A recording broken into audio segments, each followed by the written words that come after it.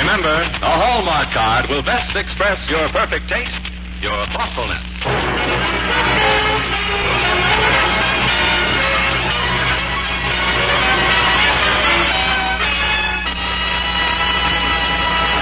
The makers of Hallmark greeting cards bring you a true and inspiring story of a great-hearted woman and a great-hearted land.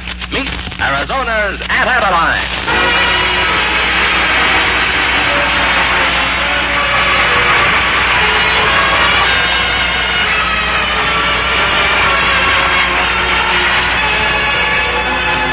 For more than a third of a century, quality has been a habit with the makers of Hallmark cards. That's why, when you're looking for distinctive greeting cards, it's wise to look for Hallmark cards. For in Hallmark cards, you'll find the beauty and charm of fine design, heartwarming color used with the greatest of care and good taste. And, what's even more important, you'll always find a Hallmark card will say just what you want to say, the way you want to say it. So remember always to look on the back of the cards you buy for the 3 identifying words, a Hallmark card. They're your assurance of finest quality. Tell your friends you cared enough to send the very best. And now, to preside over our program, here is your Hallmark host, Tom Shirley.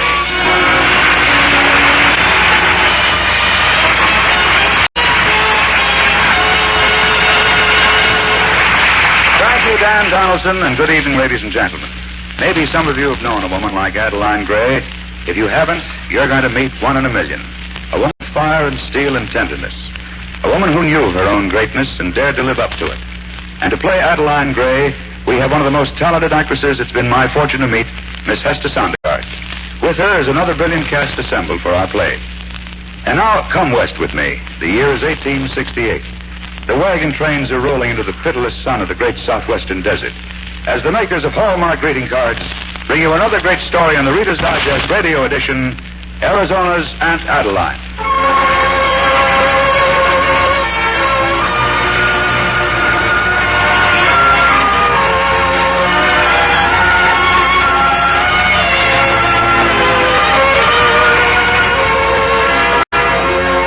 The wagon wears a mantle of dust.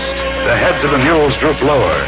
Ahead lies a vast valley of cactus and sand, rimmed by purple mountains, called on a rough map, the Valley of the Sun. The young woman's fingers tighten around the man's calloused hands.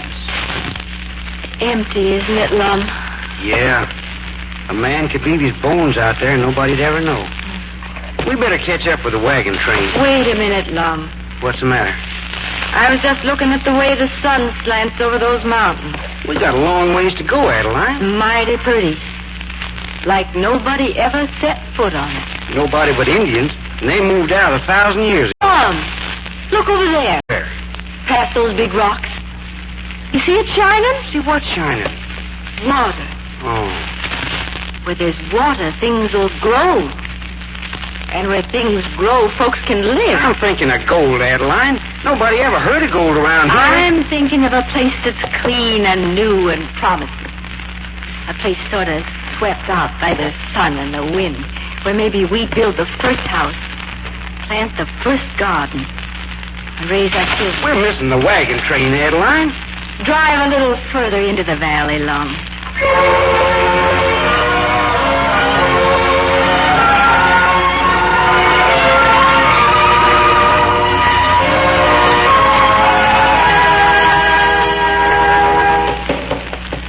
That you, Lum? For Pete's sake, who'd you think it'd be? There ain't a soul within 1,000 miles. Habit, I guess. You have a good day? No better than the last, nor the week before that.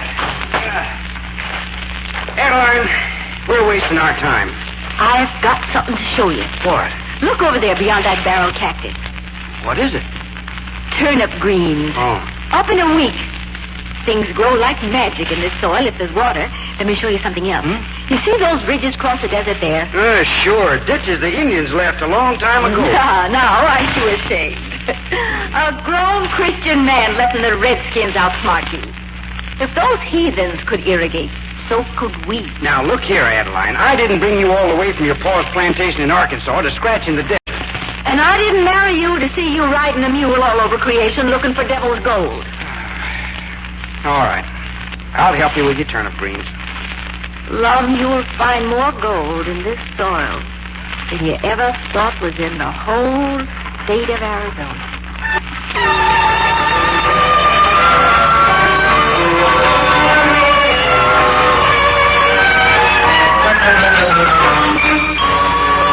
Get up there, you obstinate, flap-eared he-cow. It's the sun, Lum. I can Zeke don't like it too much. Now, come on, Zeke. Just stay into this ditch. Come. That's it. Go on, Adeline. I don't know how you talk to those critters. White woman. She likes mules. What? Say, how long you been here? I come behind hills, watch from rocks. What's your name? Mary Manytracks. Me Pima Indian girl. And you speak English? Learn white man missionary. Lum, do you hear that? Where do you come from? Other side of Salt Mountain. Well, I declare. Me see white man wagon up on hill. Wagon? There's no wagon up on the hills. There's nobody in this whole valley but us. White man wagon on hill. Me tell you. Me gonna... Oh, wait. Mary, wait. She's gone like a shadow. Lum. You go on with the mule, Adeline. I'll go up and take a look. Lum, do you... Redskins can be ornery liars, but I sort of believed her. If there's a wagon lost at the head of the valley, we better find it. I'm coming with you. No, you better not. It might be a trick. I'm taking my gun. You won't need it. What makes you think so? I've been sort of expecting folks. Expecting folks? I mean, I've been saying a few prayers, Lum. Just myself. I figured if the Lord didn't want to send me any children, he wouldn't mind my asking for a few neighbors. We better get going.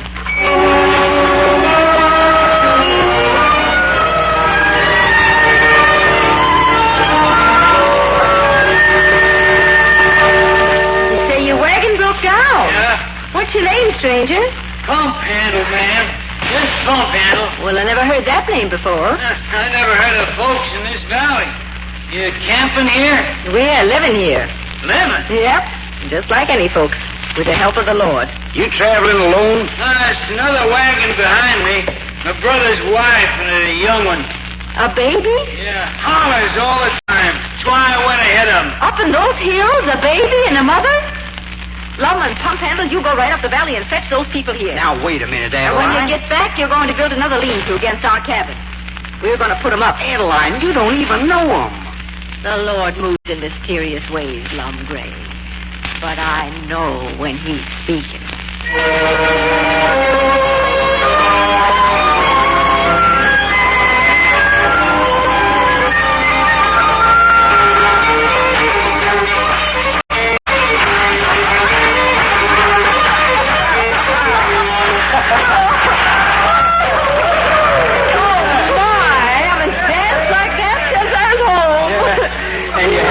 It's pretty. Go on, Lum, your own wife. Well, I reckon I got a lot to be thankful for. 20 cabins in the valley now. First thing you know, Adeline, you'll finish this old desert, getting folks to settle. I didn't get them. They just came. They saw our ditches and our crops, and they stayed.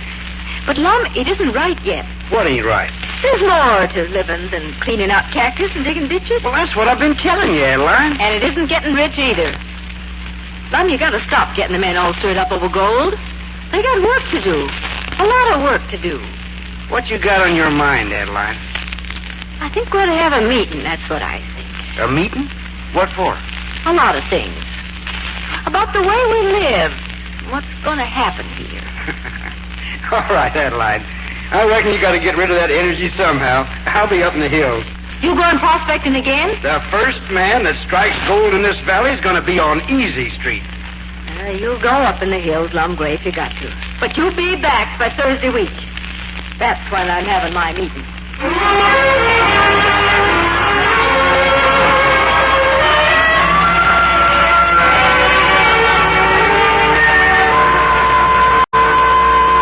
Pump Handle? You seen anything of him yet? No, not yet, but, well, maybe he got off the trail. Oh, Lum knows this valley better than the Redskins do. Do you think anything could have happened? Oh, now, don't you go worrying, Miss Adeline. Reckon he just don't like meetings. He said he'd be here. Everybody's waiting, Miss Adeline. I don't know what to do. I don't feel right. Lum. They're getting restless out there. Pump handle. Yes? You go down the road, will you, and keep watch. Why, sure, Miss Adeline, but don't you go getting stirred up. Who's stirred up? You come back and tell me the very minute you see it. Do you hear?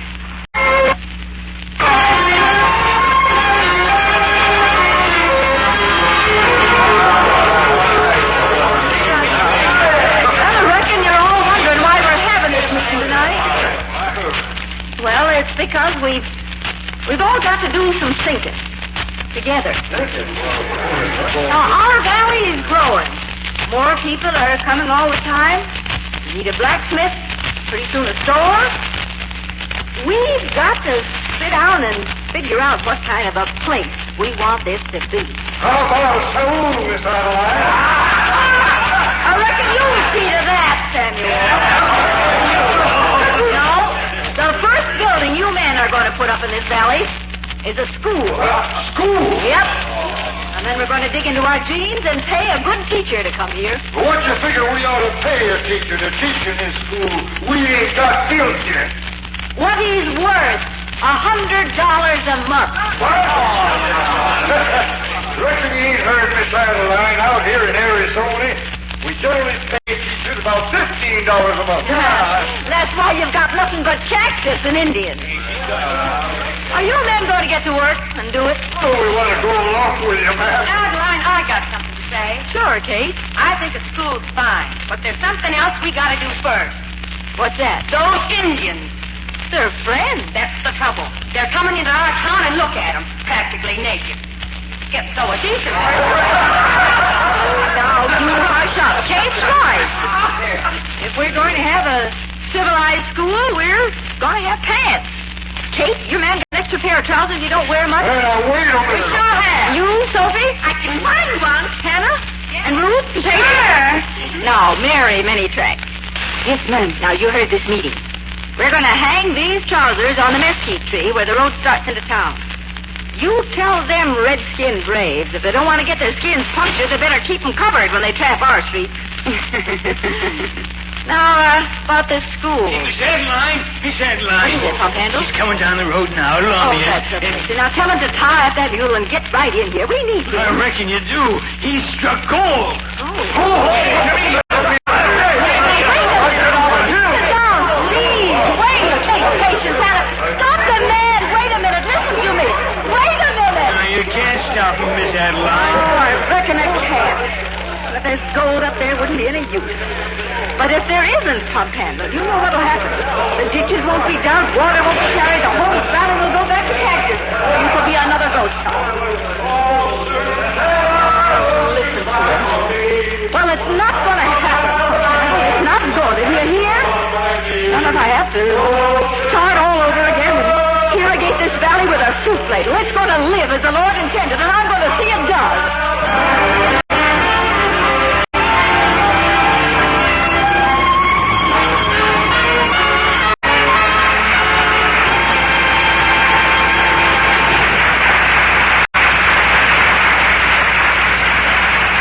We'll be back in a moment with the second act of tonight's drama, presented by the makers of Hallmark greeting cards from the pages of the Reader's Digest, America's favorite magazine. And now, here's Grandpa and Peg. Oh, Grandpa, Mommy's expecting a nice surprise for me today. What was it? Well, when I walked into my room, What happened? there was a whole set of Hallmark dolls pinned up on the wall. Now I can see my Hallmark dolls all the time and still take them down and read the stories whenever I want to. You know, that's real smart money you've got, Peg. I never thought of using Hallmark dolls to decorate a room, but what a fine idea that is. Yes, Mommy said herself it made the room look so much brighter and gayer. And I love having my Hallmark dolls where I can see them all the time.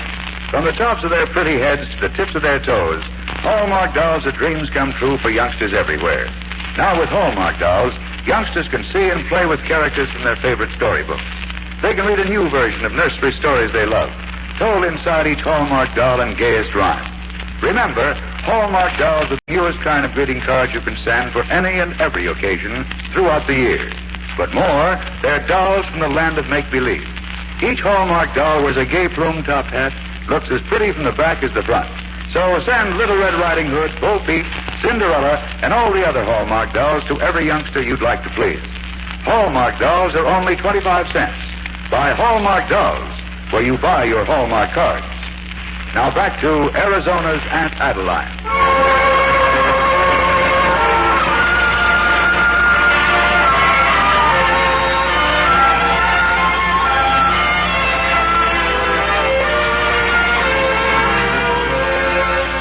Where you been, Lum?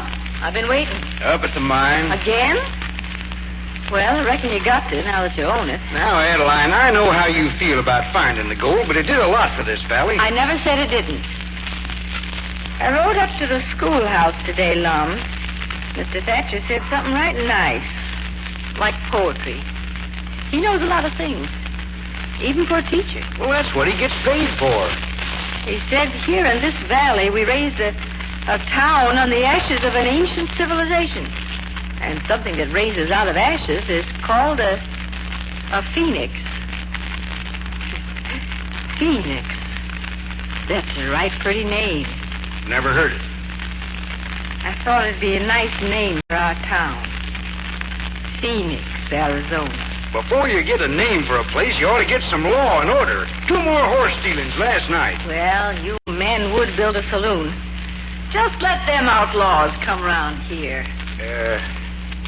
Adeline. Yeah? Are you happy? Why in the world would you ask anybody a thing like that? I mean, happy living out here like this?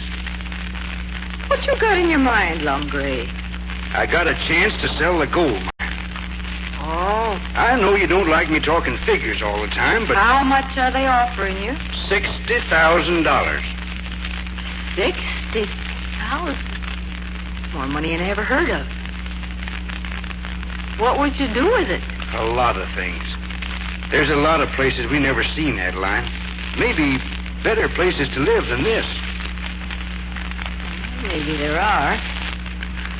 But I reckon you better let me think that over. I couldn't rightly answer now.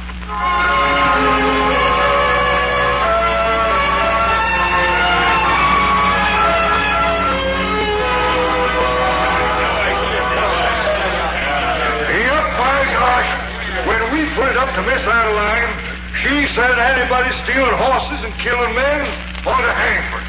So we strung them up. 2 of them. Her watching while the rest of them was run out of town. Plain devil if I ever saw her like. Yes, sir. Is this Petticoat Town?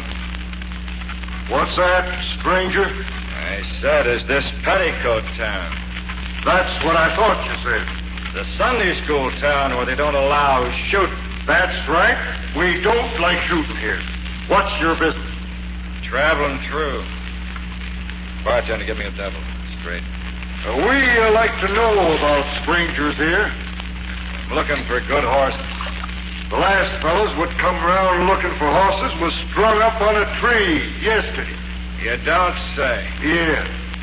Everybody in Arizona knows this town is so ladylike you got hem stitching on the saddles. You better move on, stranger. We don't like that kind of talk. When I'm ready. So long.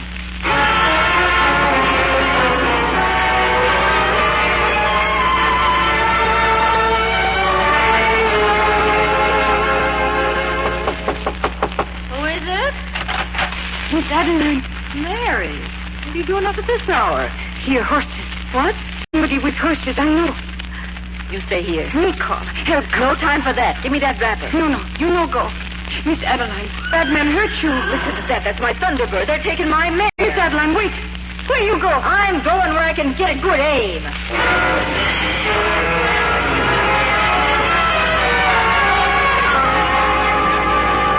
All right now, stranger. Maybe you'll tell me what you were doing in my corral. Will you untie this bandage a little? It's tied the way it ought to be. Tight. To stop the flow of blood. You're a queer one. Shooting a man and doctoring him. I don't aim to let either man or beast suffer around here. Where are you from? Tombstone? I thought so. You think as long as you carry a couple of guns, you can write your own laws. Well, this town is different. Yeah, I can see that. This is the first time I've seen white sheets since I left Kansas. What you been sleeping on since? Flour sacks, when I was lucky. I even rolled into some cactus one night. Why don't you go back to Kansas? Now? Maybe you wouldn't. Then again, maybe you would. You might like to sleep in white sheets again, son. But I can tell you, if horse stealing's your trade, you won't fit here or anywhere else. Now you get. And if I ever catch you in this valley again, I'll shoot, and no doctoring.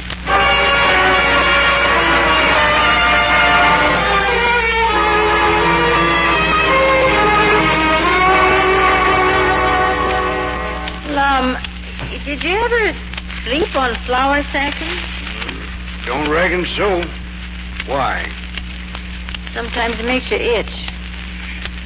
Then again, it's not as bad as cactus. What in thunder are you talking about?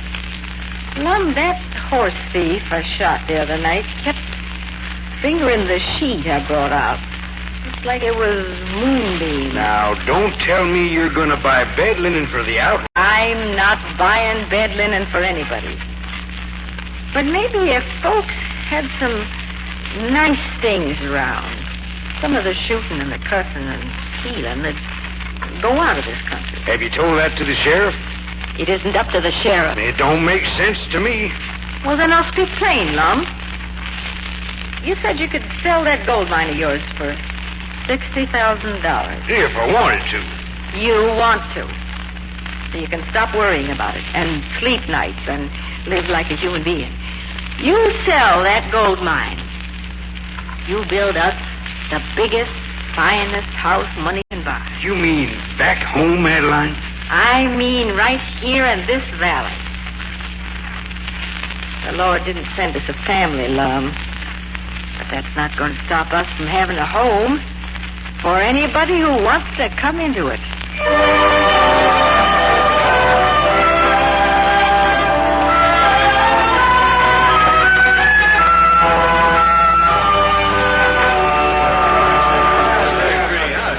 A rosewood piano. I haven't seen one of those since home. Solid oak doors, every inch of it. And look at the transom, tinted glass.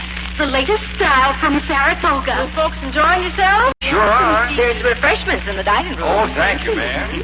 It sure knocked him over, Miss Adeline. They can't talk, much less eat. But they like it, Pump Handle. Look at their faces. Some of them sort of cry. Miss Adeline, You want me? could you come a minute? Yeah, what's the matter? It's Lum, ma'am. Lum, He's out in the old lean-to beside the stables. what's he doing there? Well, he's calling for you, Miss Adeline. He wants you. Calling for me? Yeah. Something wrong? Well, he don't feel so good, Miss Adeline. In fact, he's took sort of bad. Took bad. I'll come right away. Lum. Oh, Lum.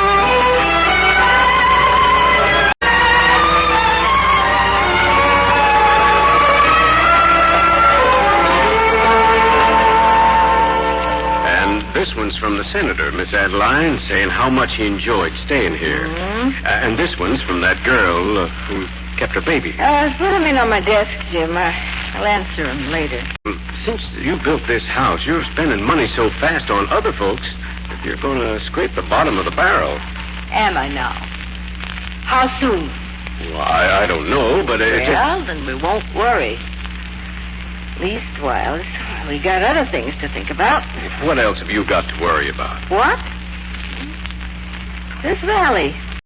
People have settled down here so comfortable they take it for granted. They don't know that out beyond's another valley. And another one. Waiting for water. But you can't irrigate all creation. If you're trying to say I'm old, you're right. I'm too old to grow turnip greens or clear cactus. But I'm not too old to know that folks have got to keep pushing west, pushing the desert back. And if I can't talk him into it, I hope somehow the Lord will help me. Well, I reckon he will if you want anything of him. Miss Adeline, I didn't like to bother you, but there's a young fellow waiting outside. Waiting? What's he doing that for? He's headed west. He said his dad brought him here years ago, and you took care of him as a baby. Where is he? Up at the house. I figured you were resting. Son, I put around a shot into a horse thief one night who figured I was resting. You get right in and send that young man along. He's heading west, you say? I reckon then I don't have to call on the Lord yet.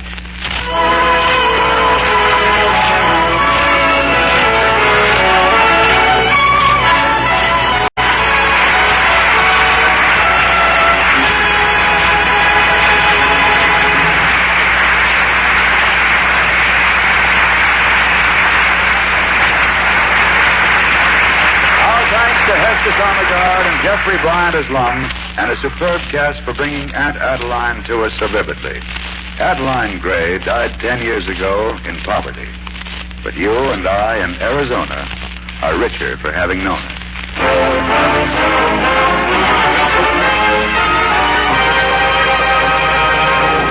Folks, you can't imagine how many uses you'll find for Hallmark dolls. Youngsters everywhere love to collect them, and when they see one, they always want the entire set. So send Hallmark dolls as birthday gifts. Use them for table favors, party prizes, and smartly, too, to decorate a youngster's room. Send them to cheer little folks who are ill, or just to say hello. Hallmark dolls are only 25 cents. Buy Hallmark dolls where you buy your Hallmark cards. Be sure to tune in again next week when the makers of Hallmark cards open up an exciting new series. You'll want to listen to more fine dramatic stories set against the background of Jack Miller's imaginative music. And you'll get added listening pleasure from the dazzling lineup of famous stars who will appear on our future programs. Les Tremaine, popular young actor known for his radio appearances as the Thin Man and First Nighter, will be on hand as your Hallmark host. In the weeks to come, you'll hear Les welcome the top names in the entertainment field. A list that includes Douglas Fairbanks Jr., Ralph Bellamy, Frederick March and Florence Eldridge, Roger Pryor, and next week, that great international star of stage and radio, Gertrude Lawrence, as the great international scientist, Madame Curie. This is Tom Shirley, looking forward to being with you again next week for another fine dramatic program from the pages of the Reader's Digest, America's favorite magazine, presented by the makers of Hallmark greeting cards, America's favorite greeting card.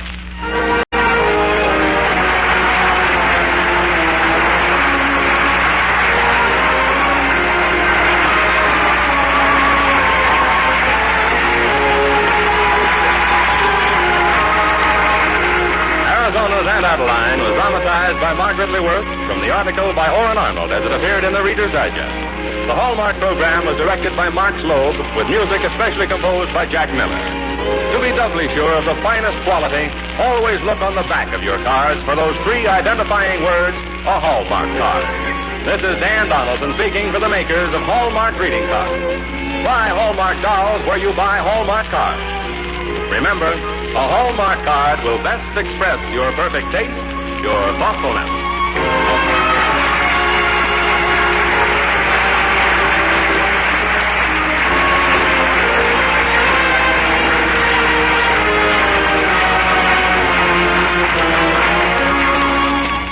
Be sure to tune in again next week for the Reader's Digest Radio Edition, starring Gertrude Lawrence in The Indomitable Jury. This is CBS, the Columbia Broadcasting System. WBBM Air Theater.